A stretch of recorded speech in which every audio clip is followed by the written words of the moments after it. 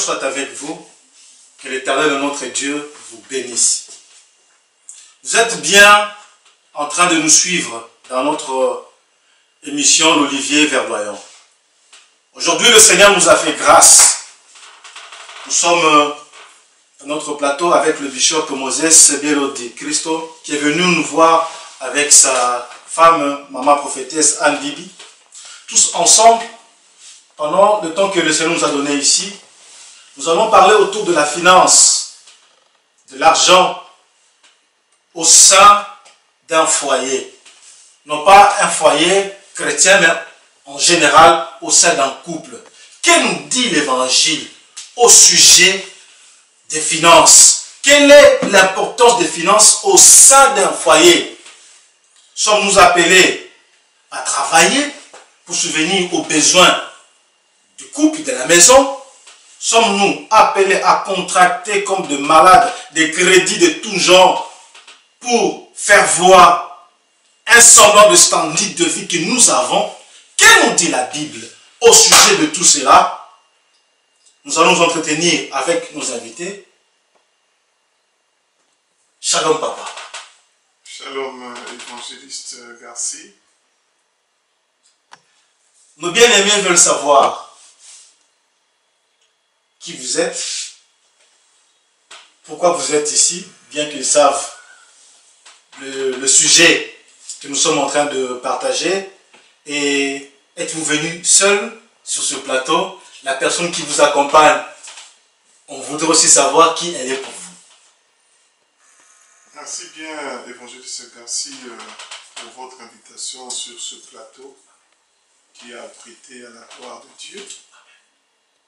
Pour notre petite présentation, je réponds pour ceux qui me connaissent très bien au nom de Bishop Moses Belodi Christo, une appellation particulière au sein de l'Église Corps de Christ.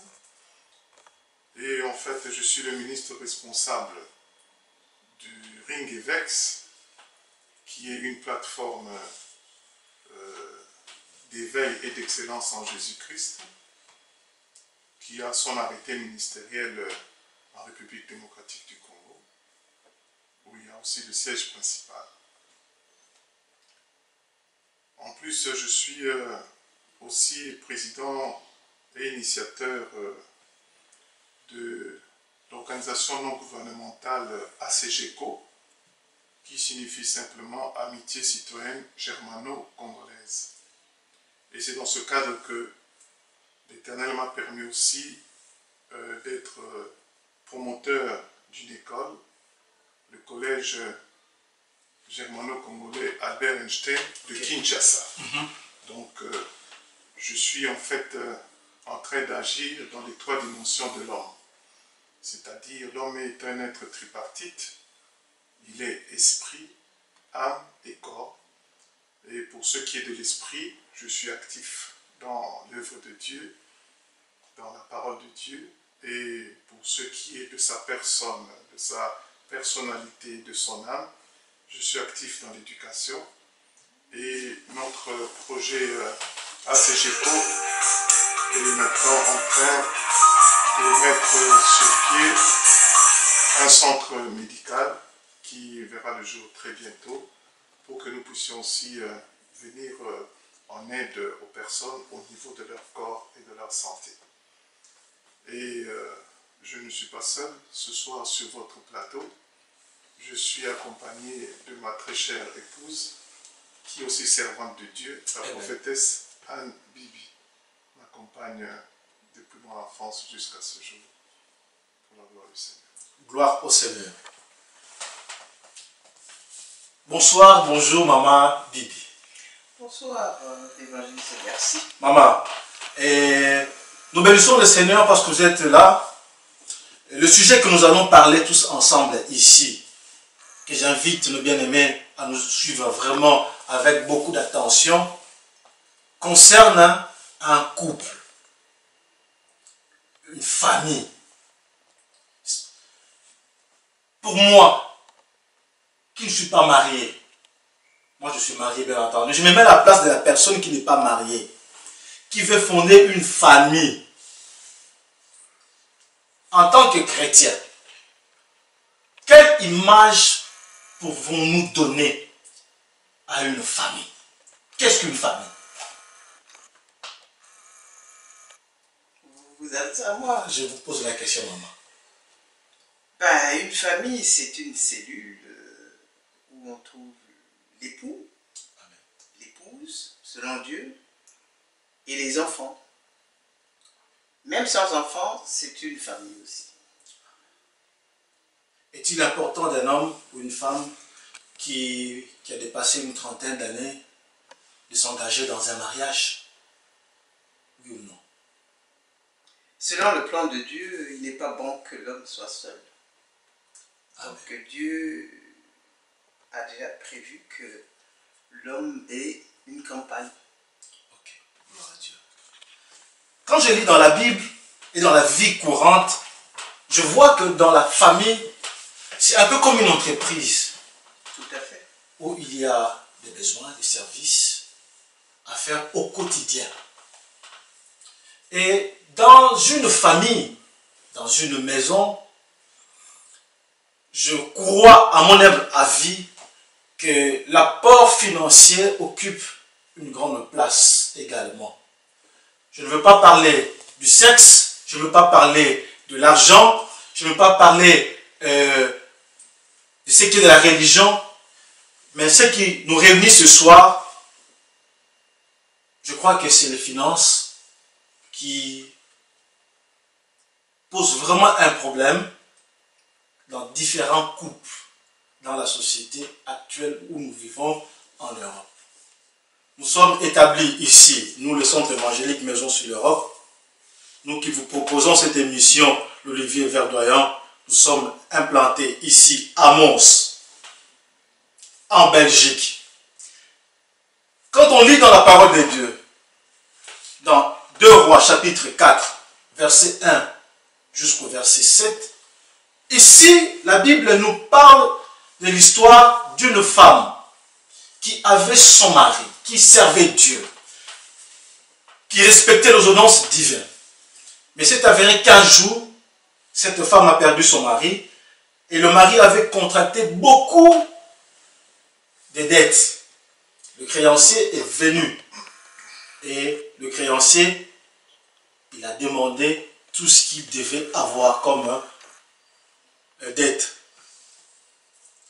Ma question est de savoir maintenant, dans un couple, l'homme ou la femme sont-ils appelés à travailler pour subvenir aux besoins de leur famille? Papa, maintenant, c'est ici maintenant que commence notre débat. À vous la parole. Merci beaucoup. Personnellement, je n'appellerai pas ça débat parce que je ne pense pas que nous allons débattre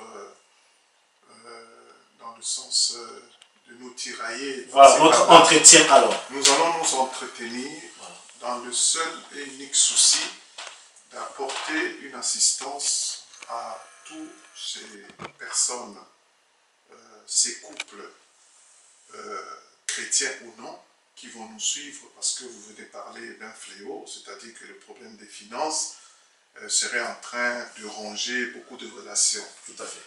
Donc nous voulons rétablir dans notre société les normes qu'il faut pour que les couples puissent bien se tenir ensemble et que nous puissions en sauver ceux qui sont en danger par rapport à ce thème que vous avez choisi, les finances d'un couple. Amen.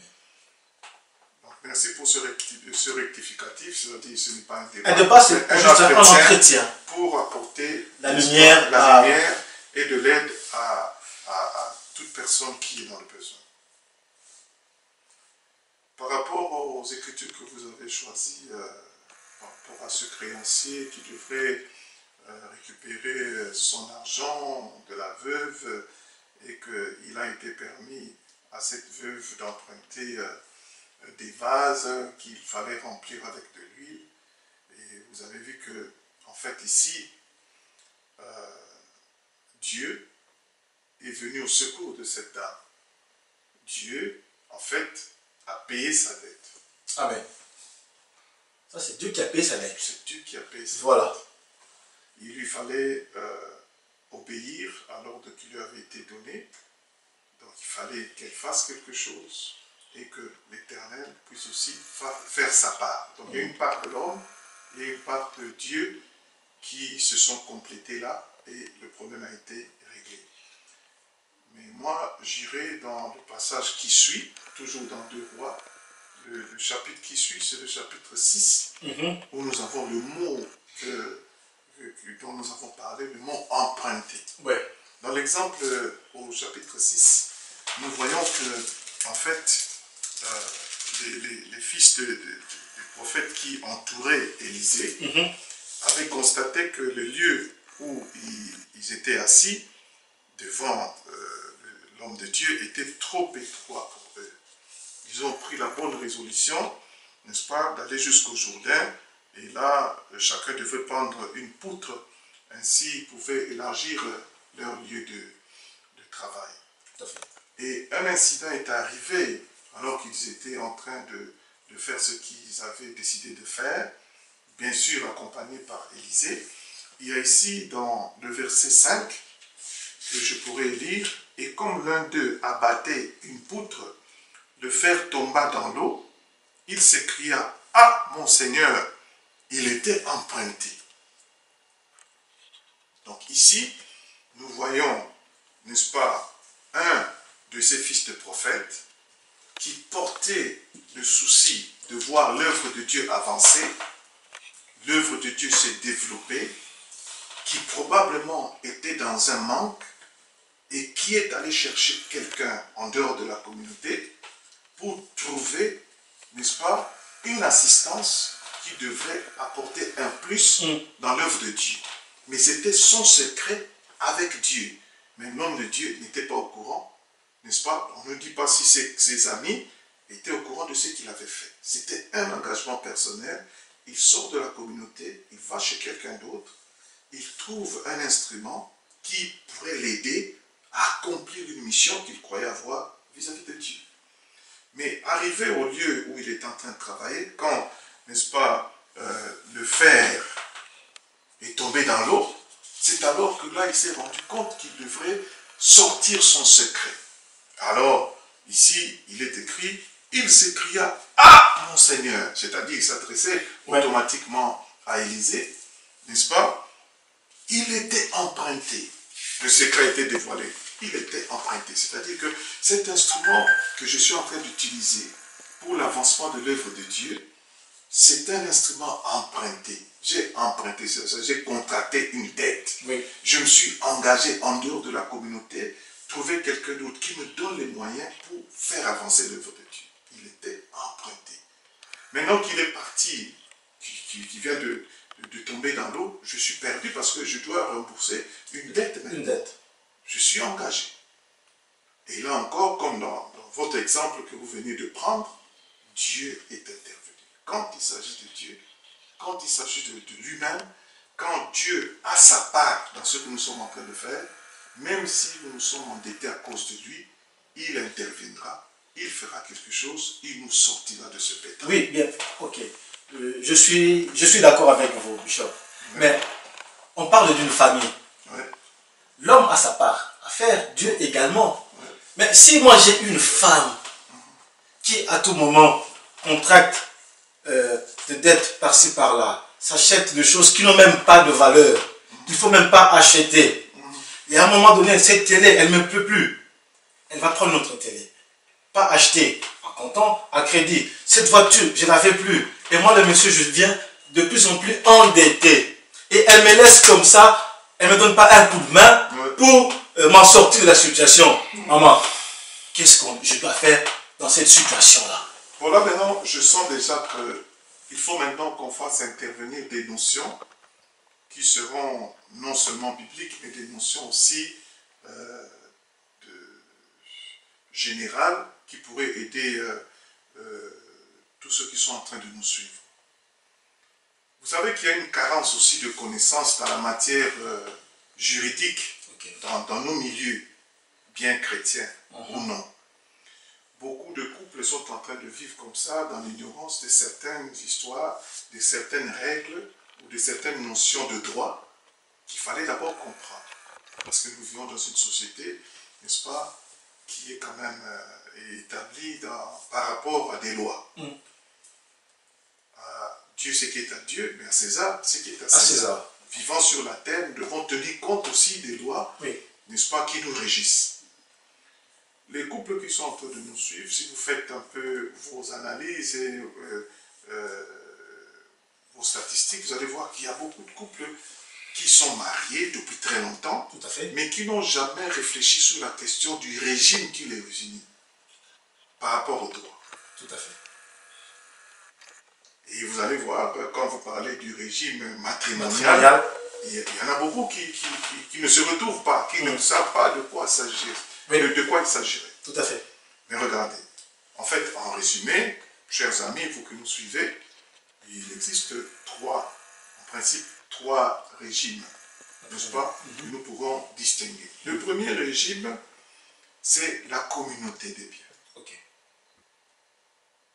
Ici, dans la communauté de biens, tout ce qui est à l'homme, tout ce qui est à la femme est mis ensemble, et tout ce qui est mis ensemble appartient à tous les deux, n'est-ce pas? Et ils vivent ensemble, ils sont ensemble. Donc ce créancier avait raison de demander à la femme... Ici, dans votre exemple. Dans l'exemple ici, il y a voilà. deux rois. Puisqu'on parle du couple maintenant. Du couple maintenant. Donc c'est très important de décider au moment du mariage sur cette question. La forme de régime matrimonial à adopter. Et le deuxième régime, c'est ce qu'on appelle le régime, n'est-ce pas, de séparation des biens. C'est-à-dire que tout ce qui est à l'homme reste à l'homme et tout ce qui est à la femme reste à la femme. Ce que l'homme touche, gagne, achète est à lui. Ce que la femme touche, gagne, achète est à elle. En cas de séparation, chacun prend ce qui est à lui. La télévision va chez la femme, la voiture va chez l'homme selon celui qui l'a acheté. Et ce genre de modalité, la Bible est d'accord avec? Non, on arrivera. Je suis encore en train de présenter les trois régimes. Amen. Et le dernier régime, dans beaucoup de pays, tel que dans le pays d'où je viens, c'est-à-dire la République démocratique du Congo, nous avons comme troisième possibilité ce qu'on appelle, n'est-ce pas, le régime mixte. C'est-à-dire vous prenez le premier régime et le deuxième, vous mettez un peu ensemble. Cela veut dire, avant le mariage, tout ce que l'homme avait reste à lui, tout ce que la femme avait aussi reste à elle. C'est-à-dire si l'homme avait par exemple un héritage de la part de ses parents, bien la femme, ce que vous avez eu dans la vie avant votre mariage restera votre part. Mais quand vous êtes dans le mariage, ce que vous ferez ensemble, ce que vous gagnerez ensemble, sera un bien ou bien des biens communs. Ça, c'est le régime mixte. Amen. Là, l'évangéliste Garcia, je crois qu'il y a un travail à faire. Demandez un peu au couple si j'avais ce que je suis en train de dire ici et à leur disposition. D'abord, chaque couple devrait décider sur cette question. Voilà, quand on va devant l'officier d'état civil, on va décider de cela. Et chaque couple doit comprendre cela. Et maintenant, nous allons voir dans quelle mesure nous allons mettre ça en pratique dans notre vie de tous les jours. Mais puisqu'ici, dans notre entretien, il y a un soubassement biblique, un soubassement chrétien, parce que nous le sommes, nous devons maintenant identifier le régime qui nous convient maintenant, en tant qu'enfant de Dieu, en tant que chrétien. Voilà. Et là maintenant, j'ai vu déjà, vous avez saisi la question pour poser, c'est tout à fait clair. Oui, oui. Selon la parole de Dieu, Dieu a dit, l'homme quittera son père et sa mère et s'attachera à sa femme et les deux deviendront une seule chair. C'est-à-dire, dans la pensée de Dieu, Dieu n'a pas prévu qu'il y ait une séparation d'une forme ou d'une autre. Parce que l'homme quitte déjà ses parents, n'est-ce pas? S'attache à sa femme. Quitter, s'attacher, devenir une même chair. C'est-à-dire, Dieu est en train de voir l'institution mariage comme étant un tout, une entité solide où, n'est-ce pas, l'homme et la femme font chemin ensemble. Donc, deviennent une seule personne, n'est-ce pas, comme on dit, même au temps des apôtres, quand ils priaient ensemble, on dit que la multitude de ceux qui élevaient la voix n'était devenue qu'une seule âme. Amen. Donc, c'est-à-dire, dans le foyer, dans le couple, selon Dieu, il faut qu'on devienne un seul. Un seul. Voilà. C'est-à-dire que cela vient aussi jusque dans nos finances. Il n'y a plus de séparation. Et même nos finances devraient être des finances, si je peux le dire, si je peux me le permettre, pour adapter ça à la loi en vigueur dans nos pays, c'est-à-dire c'est la communauté des biens. Parce que la base du foyer, la base du couple, c'est l'amour. Et l'amour ne prend pas, l'amour donne. Si je prétends aimer, je ne vais pas le dire en parole seulement, je dois poser des actes. Tout à fait. Car Dieu a tant aimé le monde qu'il a donné. Quand on parle d'amour, on ne parle pas de prendre, on parle de donner. Alors, s'il y a amour dans un foyer, dans un couple, l'homme est là pour donner à la femme et la femme est là pour donner à l'homme. Alors, on peut parler d'amour. Alors, s'il y a amour et que l'amour est la base, n'est-ce pas, de cette relation, on partage le meilleur de soi. Et il est écrit dans la parole de Dieu qu'il n'y a pas de plus grand amour que de donner sa vie pour ses amis, tel que lui-même a donné sa vie pour notre salut.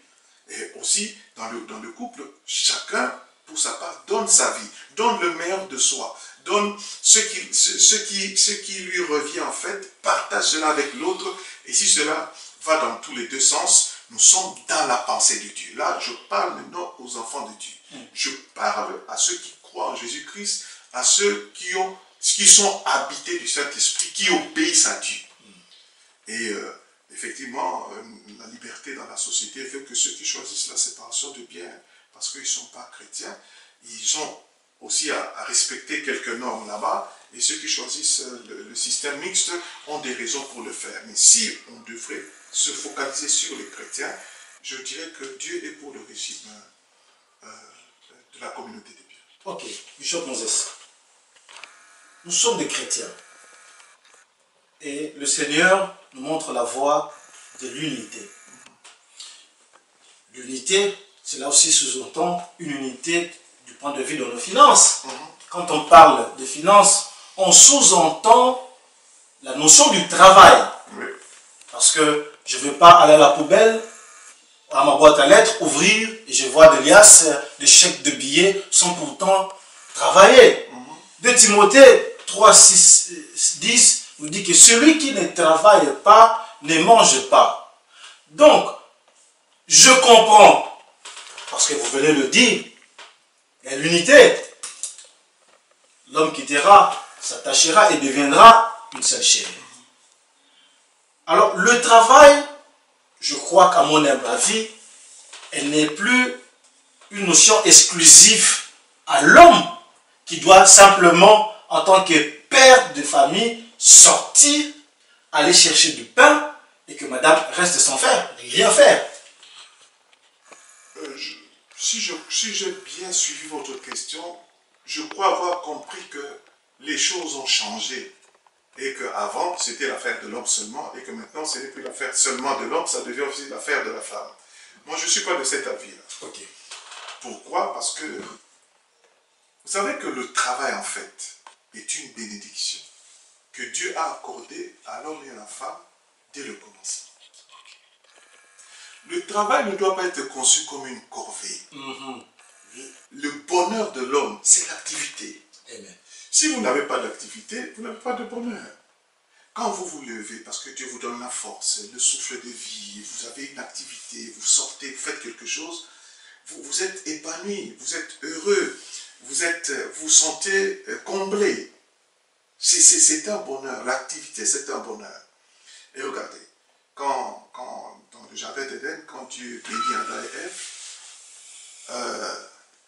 il leur dit, n'est-ce pas, soyez féconds, multipliez-vous, dominez sur tout ce que j'ai créé. Et puis il dit, bon, je vous ai placé dans le jardin afin que vous le gardiez et que vous le cultivez. Tout à fait. Ici, Dieu parle à l'homme et à la femme. Garder le jardin, cultiver le jardin, c'était à l'homme et à la femme. La femme a été créée, en fait, comme aide semblable à l'homme. Et faites attention ici. Si Dieu aurait trouvé que l'homme était complet, il aurait laissé seul. Mais c'est Dieu lui-même qui a dit qu'il n'est pas bon que l'homme soit seul. Je lui ferai une aide semblable. Je vais un peu choquer nos amis qui sont en train de suivre. Suivez-moi avec attention, ne soyez pas trop bousculés. Le Seigneur Jésus nous donne une certaine notion. Il dit qui est plus grand? C'est celui qui est assis à table ou qui sert à table. La réponse est claire, c'est celui qui sert qui est plus grand. Ouais. Alors, si la femme a été créée comme étant une aide semblable, c'est-à-dire que la femme est debout en train de servir pendant que l'homme est assis, qui est plus grand? C'est l'homme ou bien c'est la femme? Je vous laisse la question, débat à la maison. C'est-à-dire que même la raison de la création de la femme nous définit déjà le travail. Elle est venue déjà dans la pensée du travail de Dieu. Elle n'est pas venue pour rien. Elle est venue pour travailler, pour servir, pour être une aide, pour soutenir ceux qui ne peuvent plus avancer, pour la réussite de l'homme. Donc la femme déjà est dans le projet du travail de Dieu. En plus de ça, Dieu leur confie le jardin et dit cultivez-le et gardez-le. Il n'a pas dit toi l'homme tu vas cultiver. À l'homme auparavant il lui avait donné de donner les noms aux animaux. Mais ici, cultivez et gardez le jardin. Donc c'est-à-dire que le travail est une bénédiction pour l'homme comme pour la femme. Parce que même la raison de la création de la femme implique le travail. Ouais. Et garder le jardin, n'est-ce pas, et cultiver le jardin, c'est un travail d'ensemble. Et nous avons aussi vu au fil des temps, parce qu'aujourd'hui, les revenus ont pris la forme d'argent. Et quand les revenus n'avaient pas la forme d'argent, n'est-ce pas, je reviens un peu en tant qu'Africain dans nos villages d'Afrique, il y avait, n'est-ce pas, un partage du travail. Oui. Et les femmes allaient défricher le champ, n'est-ce pas, et les hommes, pardon, allaient préparer l'espace dans le bois, dans la forêt, et puis les femmes venaient s'aimer, mettre la semence. Donc c'est-à-dire il y a eu une complémentarité même dans le travail. Et si je vais prendre par exemple l'exemple de Noé avec ses enfants, etc., et Dieu lui avait dit de construire l'arche, je crois que pendant qu'il était en train de chercher le bois de gopher avec ses fils, ouais, la femme et les filles étaient en train de préparer la nourriture pour qu'il y ait cette complémentarité afin que l'œuvre de Dieu, n'est-ce pas, l'arche puisse être construite. Donc il y a toujours une complémentarité. Le travail est une question de l'homme et de la femme. Amen. Ça a toujours été comme ça. Je pourrais même ajouter dans le Proverbe, dans le livre de Proverbes, Dieu nous montre le portrait de la femme vertueuse. C'est cette femme-là qui est dotée de diverses qualités. Elle amène son pain de loin. C'est une femme travailleuse. Yes. Okay. Bon, maman, on continue toujours dans cette pensée-là. Je voudrais maintenant que vous preniez la défense de toutes les femmes du monde. Il y a certains maris qui disent à leur femme, ma femme ne travaille pas, ma femme ne fait rien, c'est moi qui travaille, j'ai pas de dettes, il y a plein de factures, maintenant comment je peux faire, pourquoi j'ai telle femme? Et ils sont même sur le point de divorcer. Il y a d'autres même qui divorcent. Qu'est-ce que vous allez dire? Quel est votre conseil que vous pouvez donner à tous ces hommes qui jettent des pierres à leurs femmes? Quel conseil pourriez-vous donner? Moi, je conseillerais à ces hommes-là d'avoir la patience. C'est parce que beaucoup de femmes ne connaissent pas leurs responsabilités, ne connaissent pas leur identité. Mais la femme est une bénédiction. Comme le bishop venait de nous dire, la femme est une aide. Et quand Dieu parle d'une aide, c'est que quand Dieu parle d'une aide, c'est-à-dire on vient ajouter quelque chose. Et la femme est là pour aider, pour ajouter un plus. Donc c'est une bénédiction de travailler. Je conseillerais à ces hommes-là d'avoir la patience et aux femmes de ne pas être donc ceux qui sont sur le point de divorcer, qu'ils arrêtent un peu. Non, c'est pas une raison pour divorcer. Okay. C'est parce qu'elles ne connaissent pas leur femme mûre qui maintenant conseille aux femmes qui ne connaissent pas la parole de Dieu ou qui ne connaissent pas la volonté de Dieu. Elles sont là, elles donnent des séminaires, elles conseillent les femmes c'est pas pour rien que Dieu suscite aussi des femmes de Dieu ou des femmes servantes de Dieu qui donnent des conseils aussi aux femmes. Donc, il n'y a pas de raison de divorcer là. Hein. C'est question seulement de faire savoir à la femme quel est son rôle et elle sera avertie, elle prendra bien son rôle. Ok. Alors, mes frères, vous êtes sur le point de divorcer, prenez un peu patience et comprenez un peu la chose, comment le Seigneur nous montre la voie à suivre.